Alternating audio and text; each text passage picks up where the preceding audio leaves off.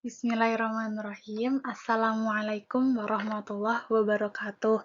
Perkenalkan, nama saya Dian Estiningrum dari Program Studi Pendidikan Agama Islam, Fakultas Agama Islam, Universitas Muhammadiyah Yogyakarta. Nah, di sini kita akan belajar bersama mengenai sejarah Islam, tepatnya di masa Arab sebelum datangnya agama Islam. Judul subbab pertama adalah antara dua kekuatan besar. Nah, yang dimaksud dengan dua kekuatan besar adalah yang pertama, Imperium Bizantium, dan yang kedua adalah Imperium Persia. Imperium Bizantium merupakan pewaris kerajaan Romawi yang beragama Kristen.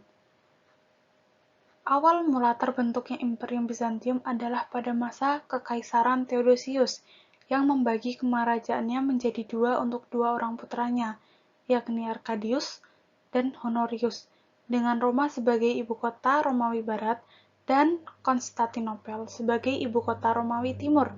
Hal ini juga yang di kemudian hari menjadi penyebab runtuhnya Romawi Barat pada tahun 410 Masehi oleh bangsa Gotia. Dan sementara itu, Romawi Timur yang berubah nama menjadi Imperium Bizantium dapat bertahan dan melanjutkan kemerajaan sampai berabad-abad berikutnya dan berakhir ketika ditaklukkan oleh Muhammad Al-Fatih.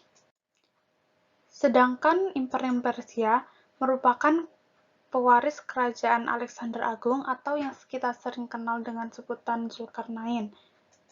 Mereka beragama Majusi, namun pada awalnya mereka menyembah Allah. Tetapi pada masa berikutnya, mereka berkeyakinan bahwa cahaya adalah simbol Tuhan dan kegelapan adalah simbol iblis. Oleh karena itu, bangsa Persia mulai menyembah api.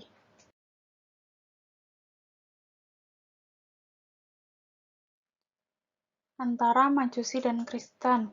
Peperangan antara Persia dan Romawi seringkali terjadi entah itu karena memperebutkan pesisir Laut Tengah ataupun peperangan karena perbedaan keyakinan, yakni antara Majusi yang menyembah api dan Kristen yang mempercayai adanya Tuhan. Hal ini yang kelak juga mempengaruhi orang-orang Islam pada awal penyebarannya, yaitu ketika tentara Persia menang terhadap Romawi, hingga dapat merebut Mesir dan Syria. Ketika itu, orang Islam berduka, sedangkan orang kafir Quraisy bergembira.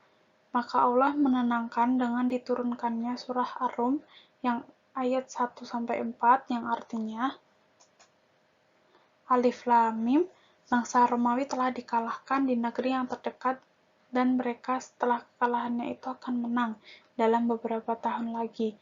Bagi Allah lah urusan sebelum dan setelah mereka menang. Dan pada hari kemenangan bangsa Romawi itu bergembiralah orang-orang yang beriman. Maka tak lama kemudian, tentara Romawi dapat mengalahkan tentara Persia dan merebut kembali daerah-daerah yang semula direbut. Dalam hal ini, orang-orang Islam bergembira dan orang-orang kafir Makkah bersedih. Bangsa Arab. Bangsa Arab yang mendiami Jazirah Arab terlepas dari dua kekuatan sebelumnya, karena letak geografis Jazirah Arab yang dikelilingi oleh padang pasir dan lautan luas, sementara negerinya yang gersang, tidak dialiri oleh sungai dan tidak mendapat siraman air hujan dengan teratur kecuali di Yaman. Maka wajar jika Jazirah Arab tidak dikenal dan karena alasan geografis, dua kekuatan besar sebelumnya tidak memiliki minat untuk menguasainya. Dapat disimpulkan, bangsa Arab merupakan bangsa pertengahan yang tidak termasuk dari Imperium Bizantium ataupun Imperium Persia. Yang berikutnya merupakan asal dari bangsa Arab. Bangsa Arab sendiri merupakan salah satu bagian dari bangsa Semit, yakni bangsa besar keturunan Sam bin Nuh. Bangsa Arab sendiri terbagi menjadi tiga.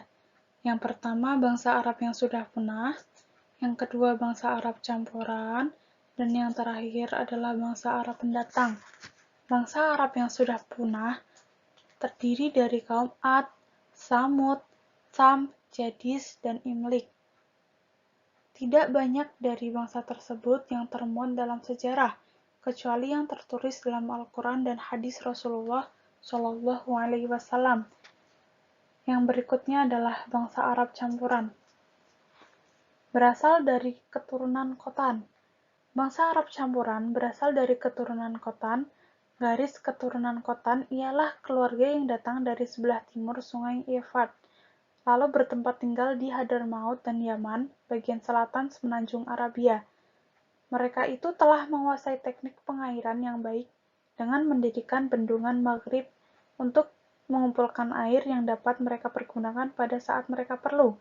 Oleh karena itu, di Yaman terdapat beberapa kerajaan yang terkenal dengan kota-kota besarnya yang makmur serta mempunyai kemajuan yang cukup sesuai dengan zaman itu. Di antara kerajaan-kerajaan itu adalah Kerajaan Saba, yang riwayatnya tersebut dalam Taurat dan Al-Quran sebagai negeri Arab yang berbahagia, atau disebut juga Baldatun Thayyibatun wa Rabbun Ghafur. Dan yang ketiga adalah bangsa Arab pendatang. Bangsa Arab pendatang berasal dari keturunan Adnan yang mendiami Makkah dan negeri-negeri di sekitarnya, atau Hijaz. Mereka adalah keturunan Nabi Ismail alaihissalam bin Ibrahim alaihissalam yang datang ke Makkah dan mendirikan Ka'bah. Dari keluarga Adnan ini, lahirlah beberapa suku, di antaranya adalah suku Kinanah yang daripadanya lahir suku Quraisy. Agama bangsa Arab sebelum datangnya Islam, yakni merupakan penyembah berhala.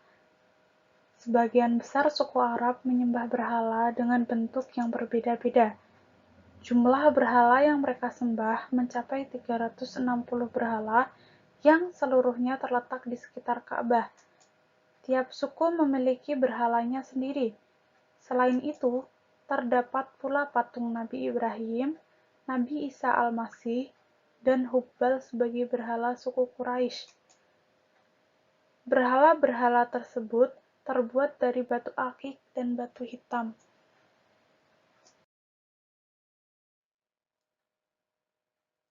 Sepenggal arti Surah Al-Maidah ayat 3. Pada hari ini telah kusempurnakan untuk kamu agamamu, dan telah kucukupkan kepadamu nikmatku, dan telah kuridhoi Islam itu jadi agama bagimu.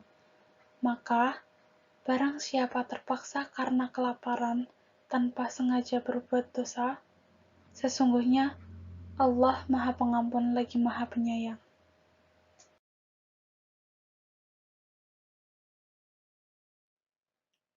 Mungkin cukup sekian dari saya. Terima kasih atas segala perhatian yang telah teman-teman berikan untuk saya.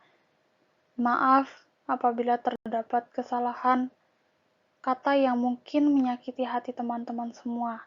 Billahi fisabilil haq, fastabiqul khairat, wassalamualaikum warahmatullahi wabarakatuh.